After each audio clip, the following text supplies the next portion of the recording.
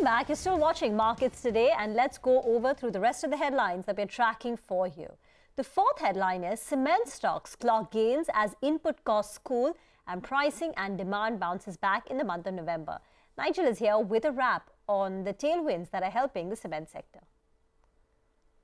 Well, cement stocks were buzzing in today's trading session. It's attributed to three big reasons. One is that input costs are cooling off.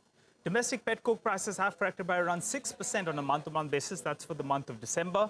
Imported coal prices, well, if you look at the index rate, it's showing at around $250 per ton. But depending on from where you're importing, it's available at around $140 to around $190 per ton. That's whether it's from Australia, South Africa, or even the United States. The second factor is that October was a little bit of a subdued month. But in November, demand did bounce back a tad bit. Though in select areas, whether it's the Gujarat elections, which are affecting demand out there, or in Punjab, there is a sand availability issue, and also parts of northern India, well, they are having some construction ban out there. So those are some areas of worry in select pockets. But otherwise, on the whole, demand has looked pretty good in November. That's not all. Pricing for the third quarter so far is 2.5% better than what we have seen in the second quarter, which is good news. And also expectations are there'll be a bit of a price increase in the month of December. Put all this together, and some of the cement stocks did quite well today. Thank you very much for that. And metals. Metal stocks were also shining today. Metal prices have risen following the dovish commentary from Fed overnight. Manisha is here with the details. Manisha? It's been a good day, good week and a good month of November for all the metal prices. The US Fed now saying that they're not looking to hike interest rates aggressively going forward. That is what the US Fed Powell said, clearly has supported the dollar-denominated commodities. We saw the dollar decline, that was supportive. And the markets also are looking at the Chinese demand coming back into the foray, and that has been supportive as well. In any case, many of these metals had come quite strongly off from the kind of highs that we started with in 2022. So there is some more support or buying coming in because of that as well. Take a look at the copper prices, and actually all the metals gained anywhere between 2 to 4.5% overnight, and for the month of November they are up anywhere between 8 to 30% on the higher side as well. Copper, for one, has posted the best monthly gain in 2022 till time. We have seen strong gains come in for copper. If you look at zinc, that has gained by nearly 8% in the month of November.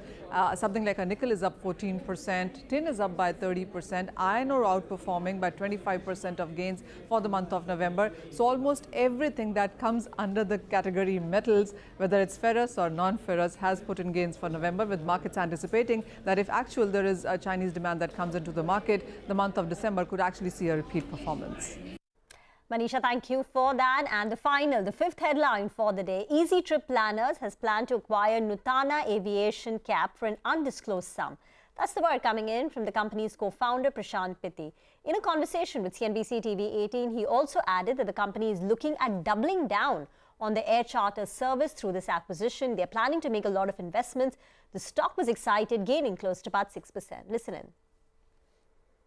The amount is yet to be disclosed, so it will come as the time comes closer to acquire the company. But the company at EaseMyTrip, we are doubling down on our air growth and are adding new vertical to it, which is basically charter business. Now, the air charter is something which is ever growing in demand. This is completely unorganized sector right now. Nutana will basically allow corporates to book charter on demand, which is happening over the phone right now or over email.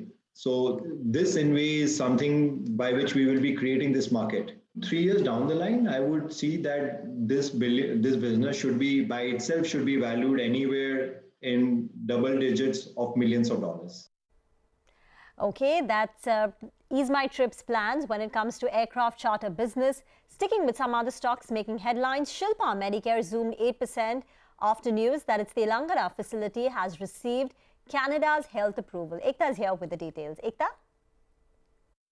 Yes, Shilpa Medicare was buzzing in today's trading session. The news is that their Unit 4, which is based in Telangana, has got the go-ahead from the Canadian regulatory authorities, Health Canada. Now, why is this important is that this will basically allow them to supply commercially to the Canadian markets. they will get an entry into the Canadian market, which is basically a regulated market, something that they were not supplying to earlier.